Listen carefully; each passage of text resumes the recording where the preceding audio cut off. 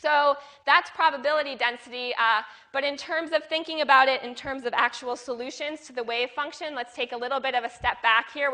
I have yet to show you the solution to a wave function for the hydrogen atom, so let me do that here, and then we'll build back up to probability densities.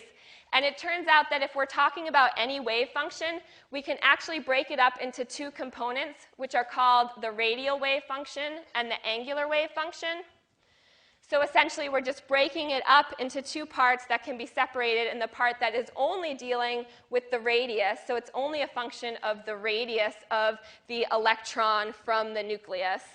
And we abbreviate that by calling it r, which is specified by two quantum numbers, n and l, as a function of little r, radius.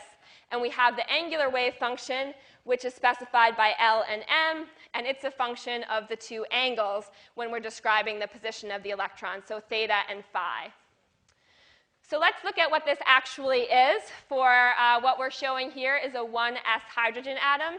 If you look in your book, there's a whole table of different solutions to the Schrodinger equation for several different wave functions. So this is the 1s. You can look it up if you're interested for the 2s or 3s or 5s or whatever you're curious about. But what I'm going to show you here is the 1s solution. So you can see there's this radial part here, and you have the angular part. You can combine the two parts to get the total wave function. And what you can see is we have this new constant that we haven't seen before. So what do you see in there that is new? Yeah, this a sub naught. That's a new constant for us in this course. This is what's called the Bohr radius. And we'll explain, hopefully we'll get to it today, where this Bohr radius name comes from. But for now, what you need to know is just that it's a constant. Just treat it like a constant.